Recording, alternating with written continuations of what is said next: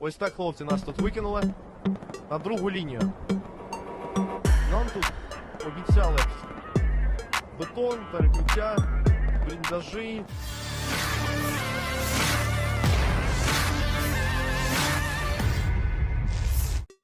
Angkatan bersenjata Ukraina mengkritik garis pertahanan barunya yang akan diduduki.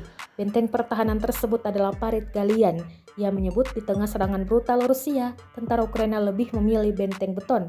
Rekamannya beredar di Telegram pada Sabtu 4 Mei 2024. Dalam keterangan unggahan disebutkan, garis pertahanan baru Ukraina di arah Avdiivka ternyata adalah sebuah parit yang diancam akan ditinggalkan oleh tentara angkatan bersenjata Ukraina.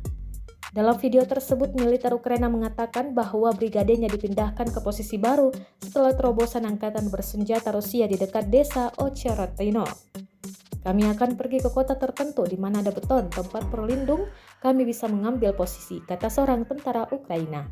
Ось так, хлопці, нас тут викинули на другу лінію.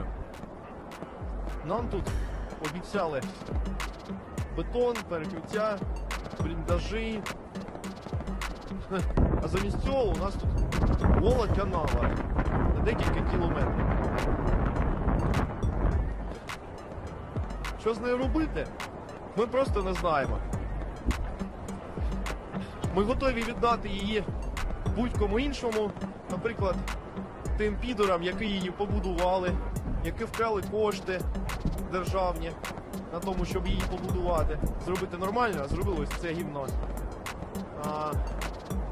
Ось там, у Очеретиному, орки вже прорвали оборону.